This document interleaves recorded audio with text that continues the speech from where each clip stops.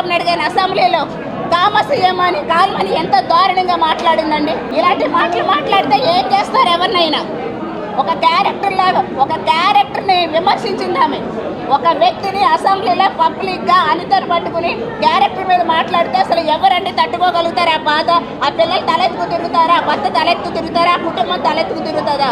అలాంటి మాటలు జగన్మోహన్ రెడ్డి గారు రోజా చేత అనితని మాట్లాడిపించారు, నా మీద మాట్లాడిపించారు.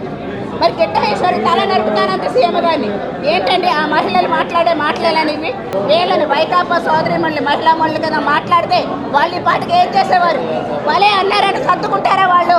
ఏ మహిళకి కష్టం రాకూడదు, అందరూ కూడా బాగుండాలని చంద్రబాబు నాయుడు గారు ప్రభుత్వం పనిచేస్తుంది.